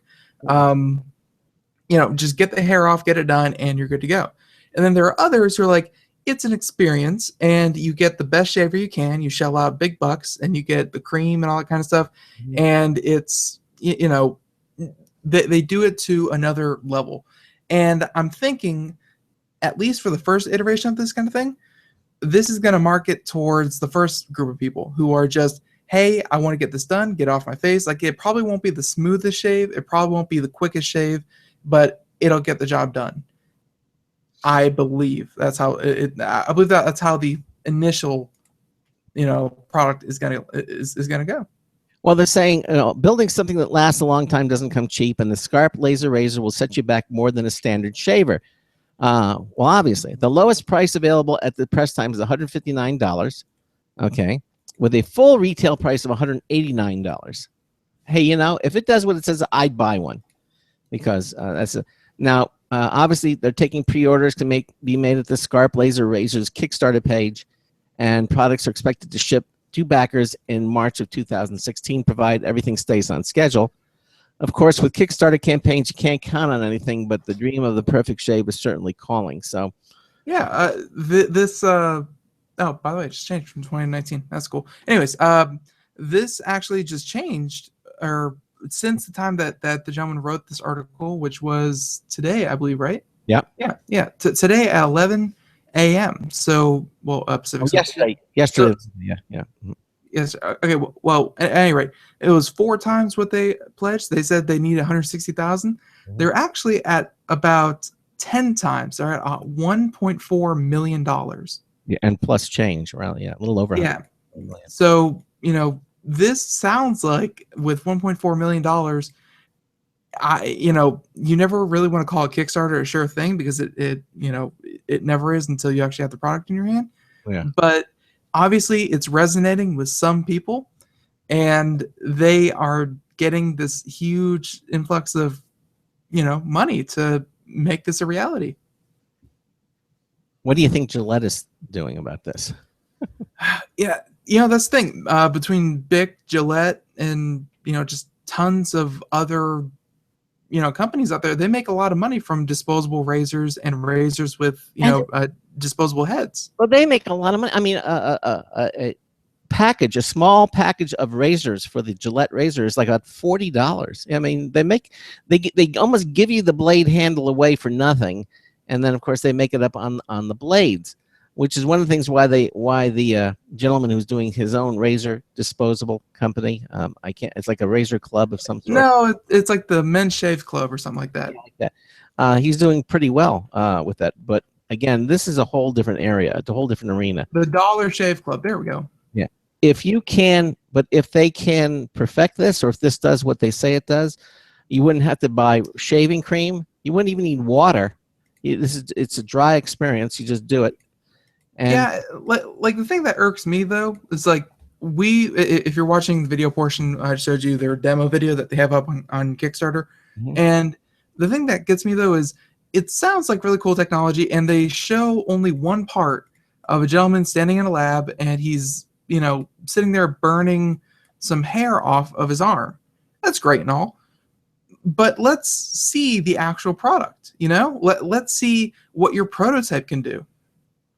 They don't have a single prototype up there showing what it can do. Yeah. I'm just looking at the video here, but like, they're showing their finished product, and it's it's not the worst design in the world. It has a bright red laser, very, very cool looking. They have nice infographics. Why has no one put this up to their face yet and shown and taken a video of it? Well, they show regular razor. Yeah, exactly. Here, I'm looking at the video. But they don't show the laser actually shaving someone's face. No, they don't. Nope, they don't. So, at any rate, one little red flag, but at $1.4 million, they have to be doing something right. They have to be convincing some people that this is a good idea. And hey, if you like to buy in now, Kickstarters are the best time to go and do it. Yes, because again, you get them actually, as of this broadcast, not of that writing, the cheapest you can get it for is $189. Yeah, they're showing the prototype, but they're not showing the prototype actually working in the video.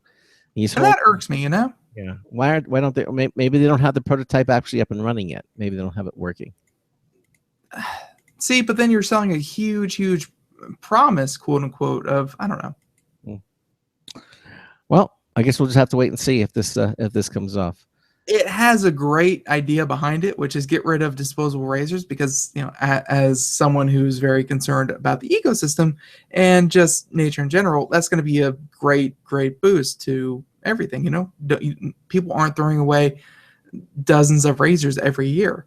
But at the same time, as a believer in technology, I feel like if this was possible, someone else would have done it. And these guys are showing nothing of it actually working. So I don't know, skeptical but optimistic. Just be careful. Okay. Well, we thought we would bring this to you anyway because it certainly sounds like an interesting prospect. Yep. Okay. All right. So with that one out of the way, let's how about we go into this one?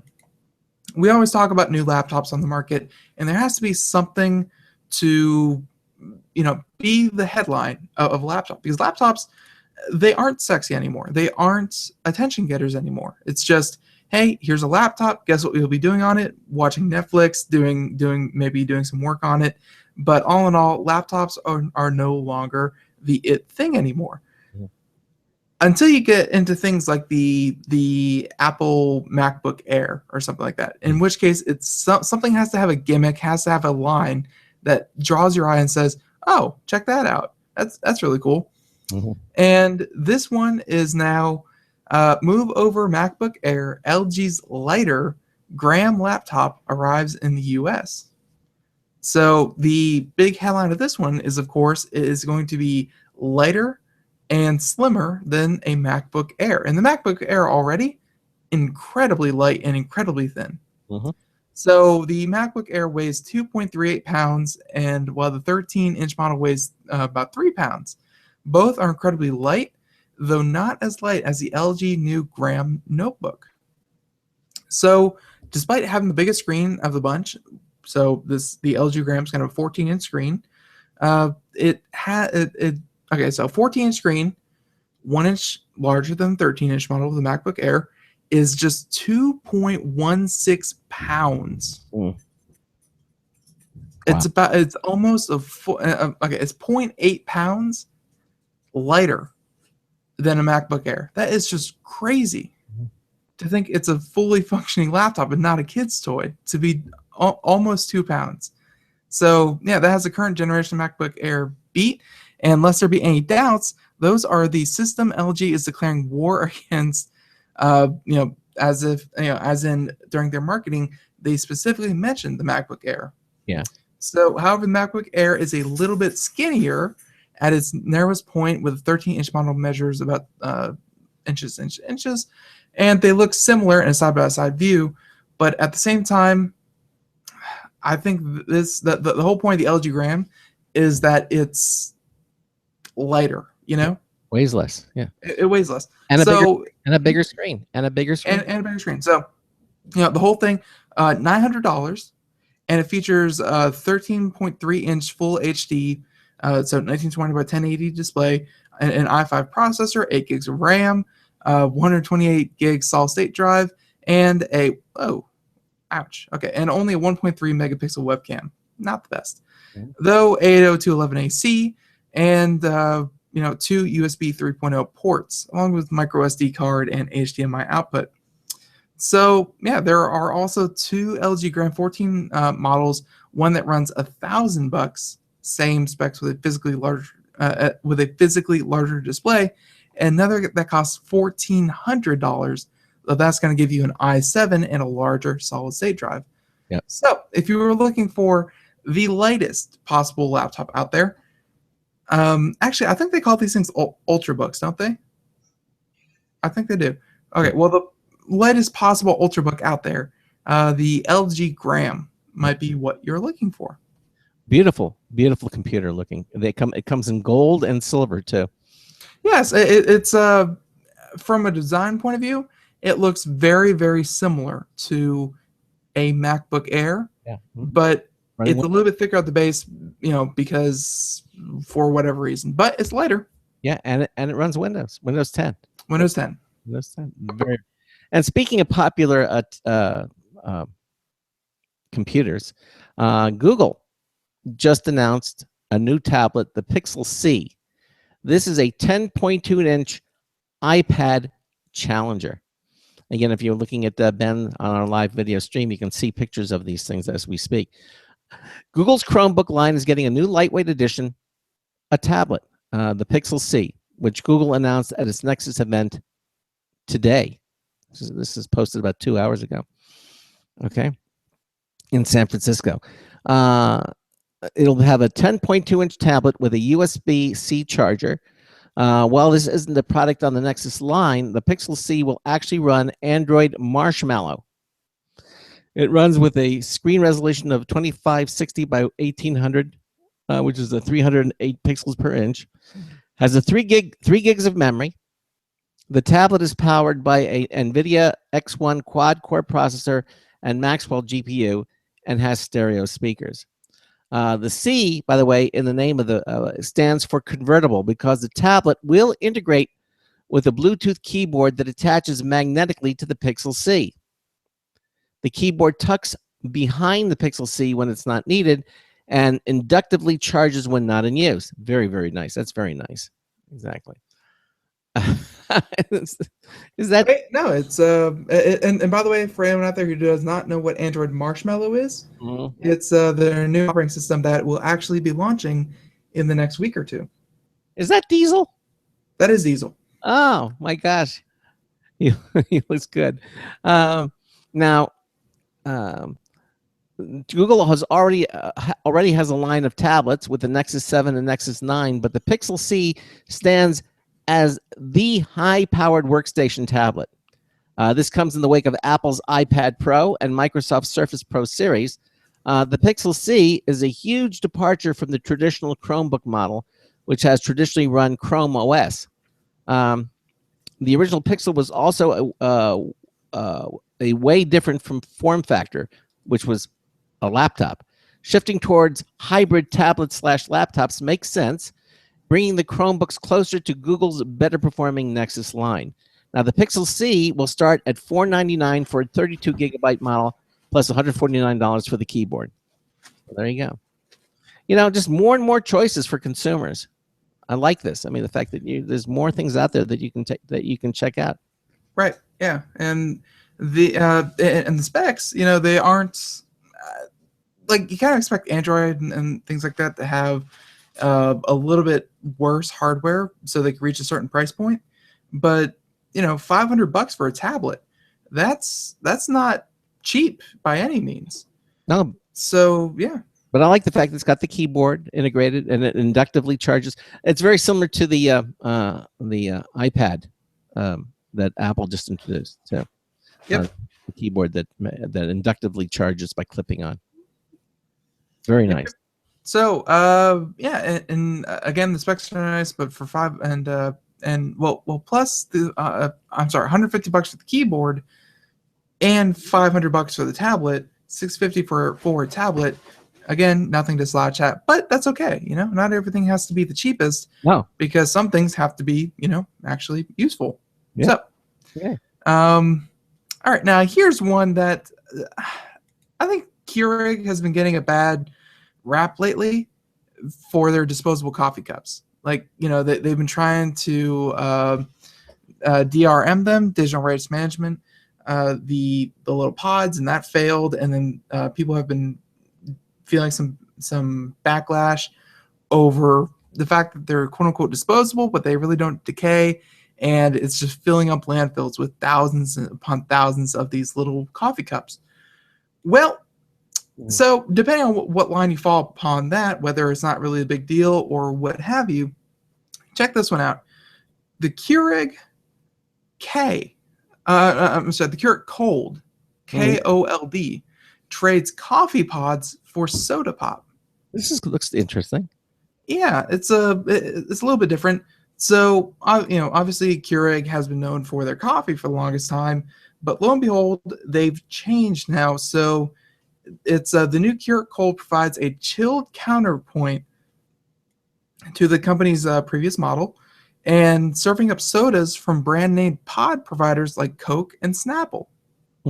So if that sounds a little bit like SodaStream, that's because it is, although there are quite a few key differences. And the most important of which, for those who've already grown weary of carbon dioxide refills, is that Cold uses carbonator beads Oh, embedded.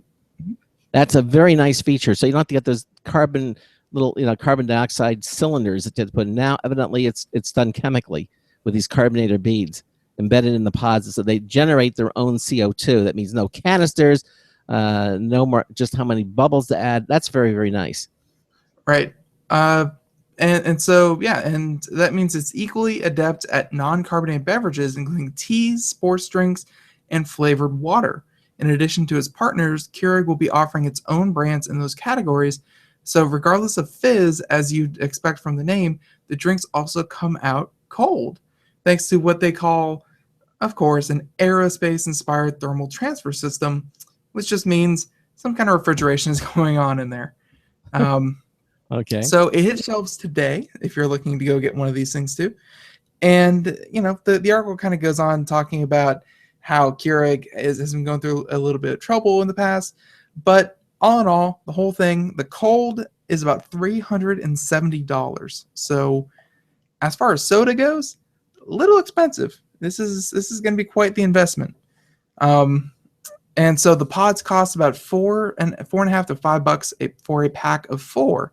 So even if it gives you a glass of cold, Coca-Cola, at the same time for $1.25 a pod, that's not much cheaper, if any cheaper, than a regular Coke. You're right. I mean, I can see, I would have. Oh, and by the way, that's for an 8-ounce drink. That's not for 20 ounce or anything like that.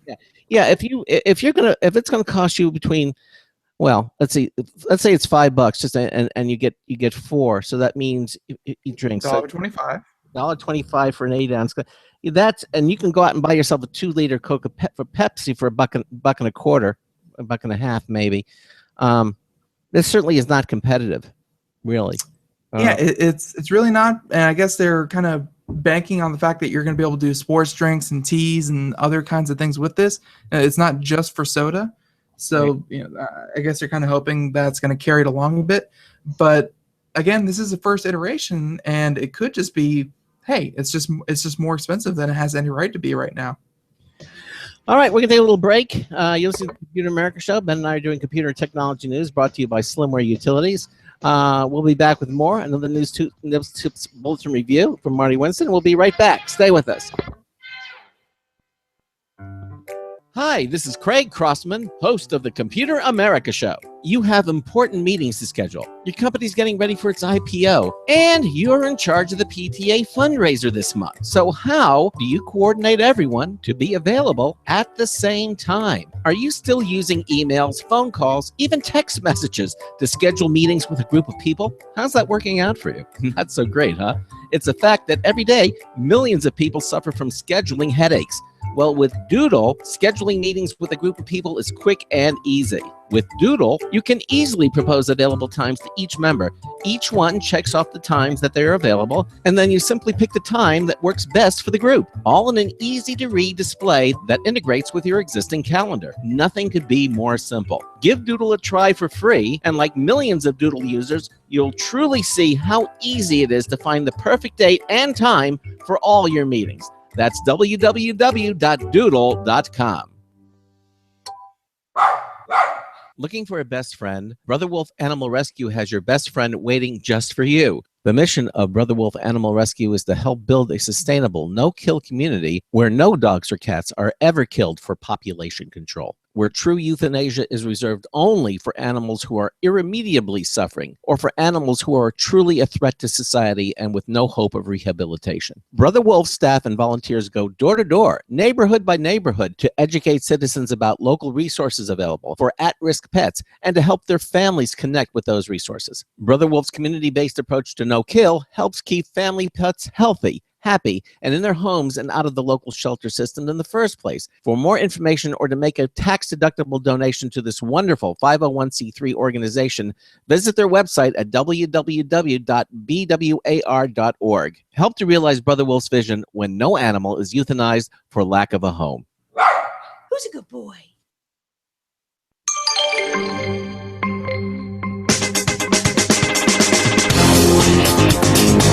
was a booty so big it needed backup lights and a warning beeper. Oh, hi, it's Marty Winston with a News Tips Bulletin Review for Computer America, this time double image 7.0.50. Whenever we need to make sure that one of our external drives has a doppelganger copy of selected folders from a production drive and prevent copying older files over newer ones, we turn to double image. Its new 7.0.50 release helps its Windows 10 compatibility and more. Some of its operations with network drives, for example, are better.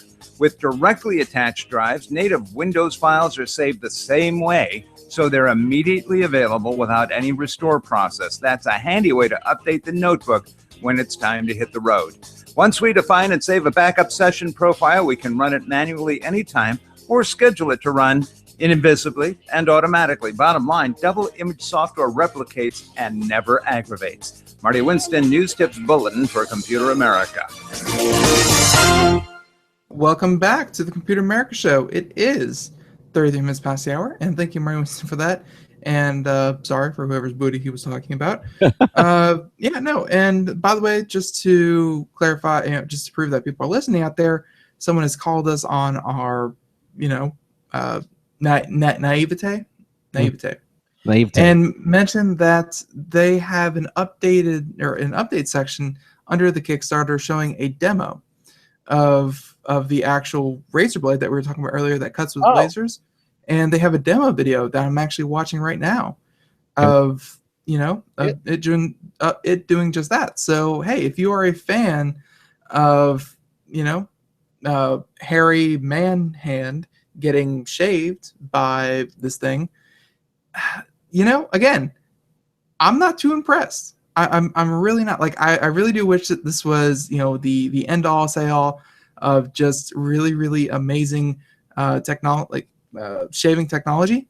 I'm just gonna pull it over here real quick, and you can kind of see he's pulling it along his hand, and the light actually flashes a little bit as the laser makes contact with the hair follicles. And that's going on. It obviously works to some minimal degree, not the closest shave I've ever seen. It obviously does leave a little bit left over, and it's it's more than we had. And also another comment from Star Fortress.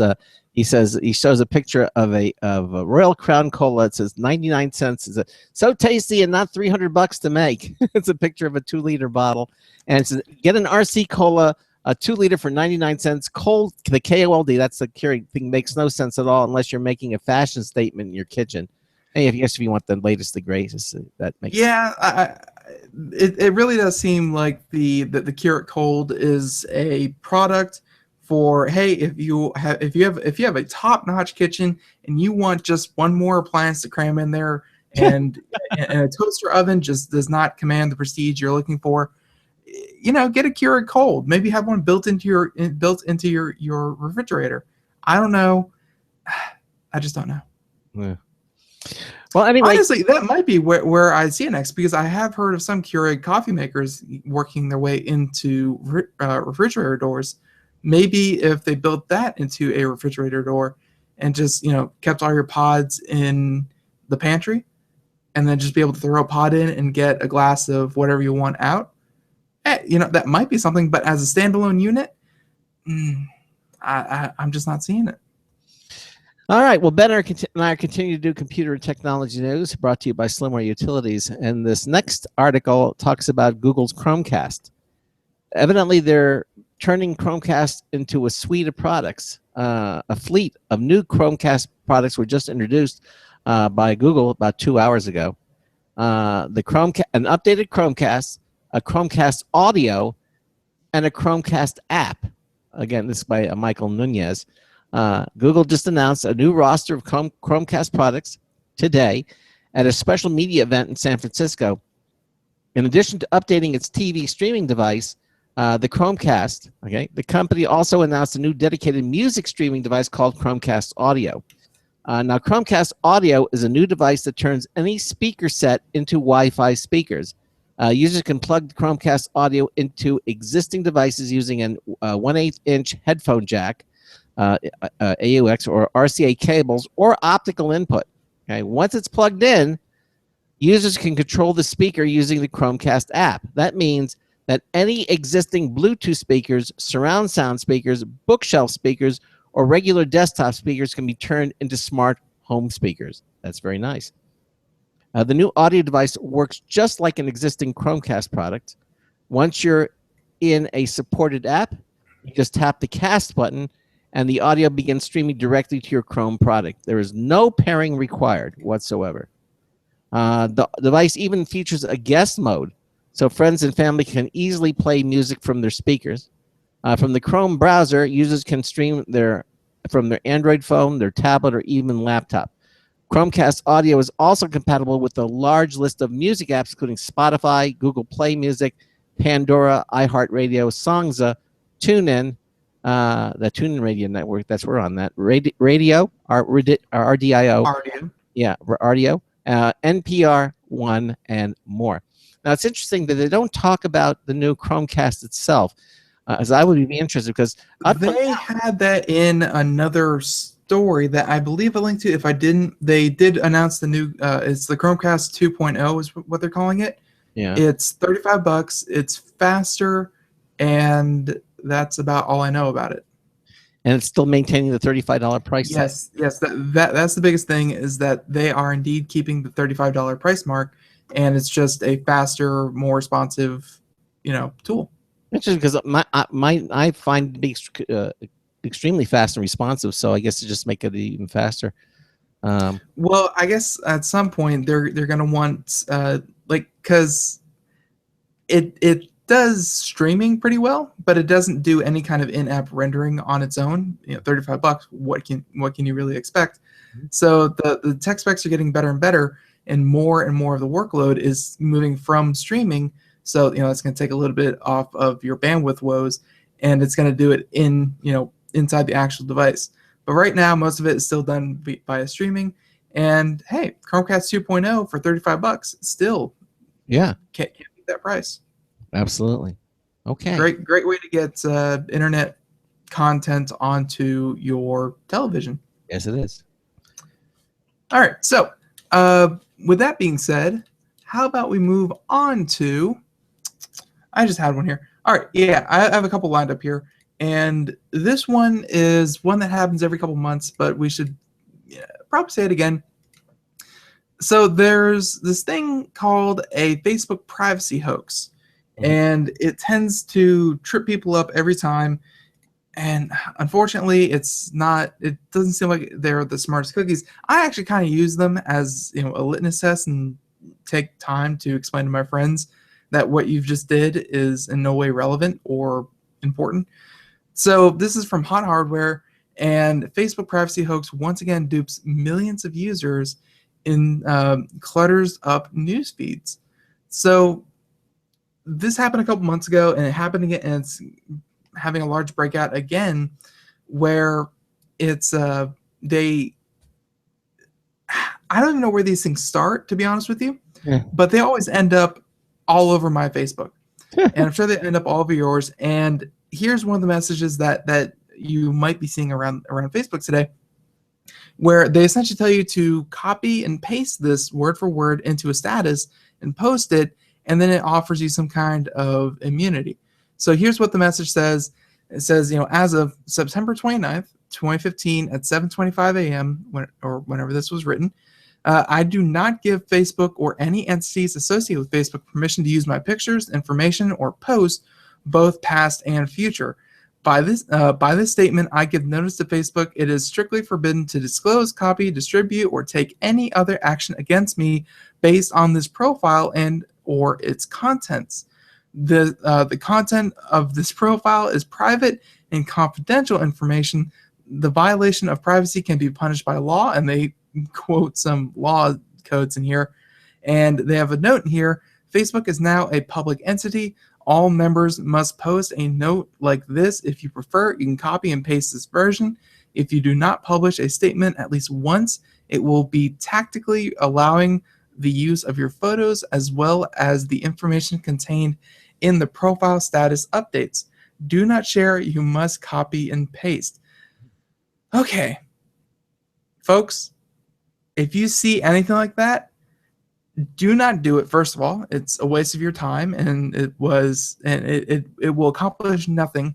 None of that is binding at all. First of all, a contract is an agreement entered in by two parties that consent. Mhm. And just by you posting this on your Facebook page is like me going to college and putting a sticky note up on the wall and saying, "Hey, I'm going to pass no matter what. You have to pass me." No, they don't. They didn't agree to anything. Don't do that. This means nothing. And second of all, everything that was just outlined in there is the exact opposite of what you agree to the moment you create a Facebook account. By creating a Facebook account, you have to read, understand, and accept the end user license agreement, which most people, we'll be honest, don't do. But it states in there very clearly that they will copy, distribute, disclose, farm you for data. They will, use anything and everything that you post on Facebook for their own monetary gains. This is just how Facebook makes its money. So for you to post these, status updates with this kind of language means nothing. I think it kind of lulls people into a false sense of security. Like they'll post it and then they'll feel free to post, extremely private information. And then, lo and behold, they all of a sudden things start getting out of hand. And then the only thing they can go back on and say, well, if you'll notice on September 29th, I copy and pasted this message and, Your Honor, Facebook wasn't allowed to take this photo of me. It's like, that didn't mean anything. That didn't mean anything. So please take a moment. If you see them, do not keep them going. Do not, help them reproduce. Rather, take some time and explain to your friends why this is ridiculous. Okay, fair enough. Again, just so many of these scams going around. This is yet just another one. Not really a scam, because really there's nothing that is to be gained. Like, they don't have you share a link. They don't have you, visit a website or anything like that. It's just, I feel like it really is just getting people a little bit comfortable in sharing things that they wouldn't normally share with a company that makes its money off of, money for data. Yeah. Money for data. That sounds like a song. Anyway, maybe they originate from Facebook. Who knows? Take it in. I don't know. Hey, listen, I know you're an Amazon Prime subscriber. They just this new service now, Amazon Flex. Evidently, Amazon Flex will now pay you $18 to $25 per hour to deliver Prime Now packages. Right? This has very little to do with being an Amazon Prime member, but okay. Yeah. Well, I mean, if you think there's not enough self-employed driving gigs, in today's Uber-style economy, Amazon has given some news for you. Starting today, Amazon home base of Seattle, the online shopping giant, will begin paying people $18 to $25 an hour to deliver Amazon Prime Now packages out of their own cars. And they have a picture of a woman here smiling as she's receiving something. And the caption it says, "We can't tell whether this recipient's face is one of joy because she receives a package within an hour, or sheer terror because she got it from a random dude who makes money by Amazon's new Flex Pro delivery program." I think it's the former, not the latter. The program is dubbed Amazon Flex, will eventually launch in a number of major markets, including New York, Dallas, Chicago, Miami, Baltimore, Austin, in Indianapolis, Portland, and Atlanta. In short, major Amazon Prime Now markets. Notably, no Californian cities are included in the list, though we can't be sure whether that's because of a sharing economy pitfall, such as litigation filed by San Francisco Uber drivers about benefits they may be entitled to due to employee status. However, according to the program site, participating delivery men and women must own their own cars, have valid driver's licenses, and be over the age of 21, pass a background check, and own an Android smartphone. Should they be approved, drivers will be given access to Amazon's proprietary delivery app, which they can use to choose delivery shifts as short as 2 hours or as long as 12.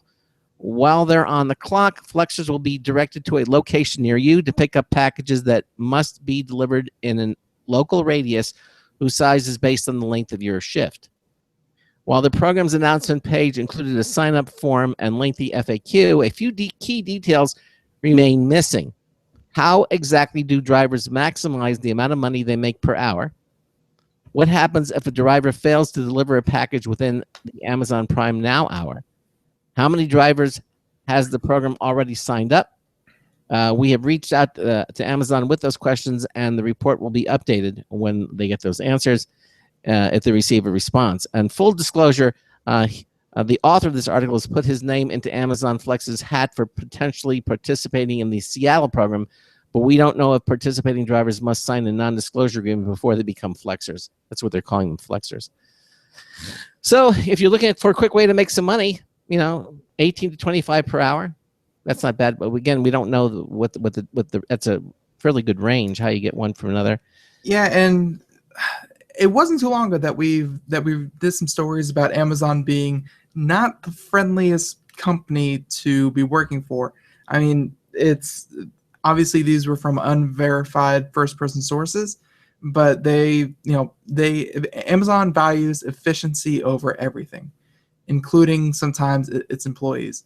At least these are the stories we hear. So we don't know if we don't know if this means that there's going to be some kind of, hey, 3 strikes you're out kind of policy, or what happened, or what kind of penalty you get if you do miss a delivery or something like that. But I have a feeling that they aren't going to take bad delivery men, or at least bad delivery people. They're not going to take them sitting down. So I really doubt that they're going to keep people on on a schedule if they don't prove themselves to be reliable and efficient.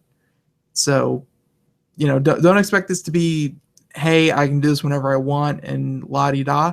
And if I miss a delivery too, whatever, I can try again tomorrow. No. Amazon isn't that kind of company. Like they didn't become the largest company in the world by just kind of being la-di-da. Yeah. Okay.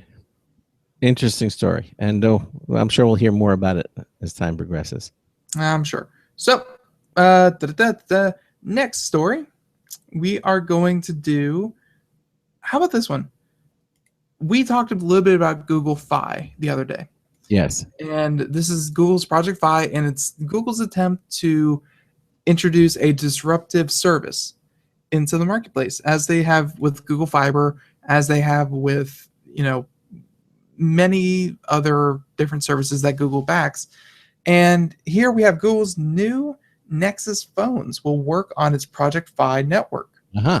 So the Nexus 5X and Nexus 6P can be used on the tech giant's experimental Wi-Fi network, giving consumers a few more choices in compatible devices. Because when it was first announced, it was only 1 or 2 devices before would actually work with the Project Fi. You had to have a very specific make and model of Android phone to actually use the service. So this is just broadening out a little bit. And this is today. They announced that the 5.2-inch Nexus 5X and the 5.7-inch Nexus 6P made by Huawei, will be part of Project Fi. So the Nexus product line has served as a testing ground for Google Project Fi, the company's experimental wireless carrier service, since it was announced in April. Mm-hmm. The service offered customers the ability to switch between cellular and Wi-Fi signal for a phone call, reducing strain on cellular networks and lowering prices for consumers. I remember that. Right. Because, as soon as you go on Wi-Fi, that data isn't necessarily contested as much. You can fit a lot more data through a Wi-Fi connection than you could through 3G, 4G, LTE, what have you. Wi-Fi is just light years better. It's just, yes. You just have 4G and LTE in more places. Yep. So, and they said for Project Fi, Google uses more than 1 million Wi-Fi hotspots that provide cheap access to the internet. So to fill in coverage gaps, Google uses cellular networks from Sprint and T-Mobile, when a Wi-Fi signal isn't available or is too weak. So this is similar to how other companies like Republic Wireless, Scratch Wireless, and Freedom Pop work. So a key aspect of the Project Fi service is that it uses technology that can determine which networks offer the best connections. So this means it will seek out the best performing network, whether it's Wi-Fi or T-Mobile or Sprint's 4G LTE and voice networks. Then it will seamlessly switch among these networks and act like it never even happened. Mhm. So for instance, if you start a phone call or data session in a Wi-Fi hotspot at home and then get in your car and drive down the street, the call will stay connected even as your phone reconnects to a cellular service once it is out of range of the Wi-Fi connection without dropping the call, mind you. So again, this whole thing, Project Fi, is going to cost about $20 a month for unlimited calls and text, and about $10 a month for a gigabyte of data used. So let's say you know yourself and you only use about 5 gigs of data. This whole plan will cost you about $70 a month. Hmm. Pretty competitive. Very Not as awe-inspiring and earth-shattering as Google Fiber was, but this is still pretty competitive. Yes, it is. Yes, it is. Yeah. If it's available and it fits to what you have, it might be something you might want to check into. But again, the key thing is you have to know how much data you're using. That's going to be the key difference. Because if you're using, 20, 30 gigs of data per month, well, this may not be as competitive. There are a lot of plans to consider out there. Right. Yeah. Okay. Now, this next story from Tech Hive. Netflix Switch lets makers start binging with the press of a button. This is again from Tech Hive. And Netflix is helping simplify your movie streaming ritual with a physical button, but only if you're fairly comfortable with electronics and coding. Okay, you're gonna have to break out the old screwdriver and maybe soldering iron with this one. As a part of the 2050 World Maker Fair last weekend, Netflix introduced what it calls the Switch. It's basically a button that can dim the lights, order food, turn on the TV, and launch Netflix all at the same time. Now, useful as this may be, it's not something you can just buy and operate out of the box. First, you need to buy a programmable microcontroller such as the Particle Core, along with an arcade-style button, an IR transmitter, and several other components. You must also furnish your own enclosure, such as a nice block of wood with a button cutout. Some software assembly is also required, as you must adapt Netflix's source code to work with your individual television and smart lighting. Who is this project for? This is not for an average consumer, obviously. This process, though, it's not that bad. I mean, if you want to talk about smart lighting, you can just get let's say anything of the Hue line, and then there's a program out there that you can go to. It's the ifttt.com, I think it is, or .org. If this, then that, and it will do most of this stuff for you. Yeah, but this is not for the faint of heart. Let's face it. Even Jared says there's quite a bit of effort involved here, but it could save time in the long run by simultaneously connecting the TV via infrared and to connect home products over Wi-Fi. And either way, your guests are sure to be impressed. It really is just a little party favor kind of deal where, hey guys, check this out. One press of the button and pizza's on its way. The lights dim, the Netflix turns on. It's a party favor kind of deal. It's not, hey, I'm gonna run out to Walmart and pick one of these things up for $10. No, it's nothing like that. But as for a hokey little thing to have around, it's not bad.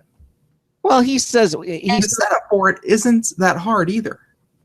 Well, he says that he sums up, says, while the Netflix Switch is likely to be beyond most people's technical grasp, it's encouraging to see Netflix embrace the hacking community. Netflix has come up with some clever hacks of its own in the past, including a way to automatically pause a video when your sleep tracker detects you've dozed off, but has avoided releasing them to the public.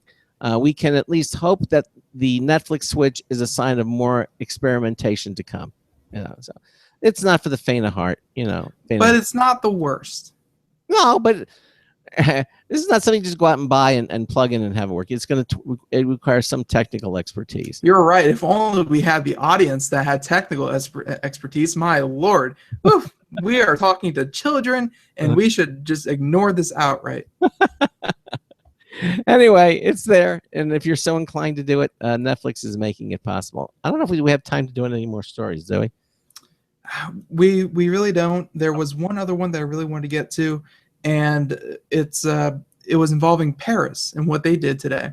Well, what we can do, not today. I'm sorry, 2 days ago on Sunday. Well, you know, we've got computer and technology news tomorrow in the first hour, so why don't we save it for that? And again, that wraps up the show. And as I mentioned, tomorrow we are going to be doing in the first hour computer and technology news. More of it brought to you by Slimware Utilities, the official optimization software of Computer America. And then in the second hour, we're going to be doing, we're going to have Dick DeBartolo, the GizWiz, Mad Magazine's maddest writer, is going to be joining us here on Computer America. And we've got some he's got some interesting stories to talk about on here. Now, remember, on his website, he has a special section dedicated to just for Computer America. And we're going to talk about the IIT Jumbo Telescoping 90 seconds. LED flex head flashlight, some of the things. The new updated sound machine from Amazon. We're going to be talking about an external battery charger that has some really cool features. And one thing I think was called the key buoy. This is really slick. And also the world's smallest LED light. It's smaller than you think it is. These stories and more we're going to be doing it again. Also, the simplest keychain 60 seconds. Dick has ever found. So we'll be talking about that. Hey, listen, again, thanks to ReelSonar's Jim Cardillo talking about the iBobber. Thanks to having him again on the show. And thanks to all of you for joining us on today's program. And Ben and I will see you here, same time, same station, same place, 3 to 5 p.m. Eastern Time. You know, please join us. We look forward to having you here tomorrow. So that wraps it up. And so until tomorrow afternoon, this is Craig Crossman hoping that your hard disk never becomes floppy. We'll see you tomorrow afternoon. Yep. Have a good day, everyone. Yep. Say hello to Diesel for me. 10 seconds. Who?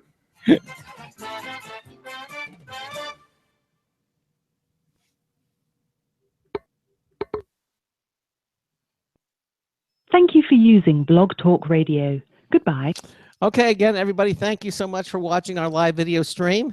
And, you know, we got to come up with some stuff that we can do on our pre-show and after show. We said that we got to come up with something we can talk about so people will watch that. In the meantime, we will see you tomorrow afternoon. Bye-bye, everybody. Bye.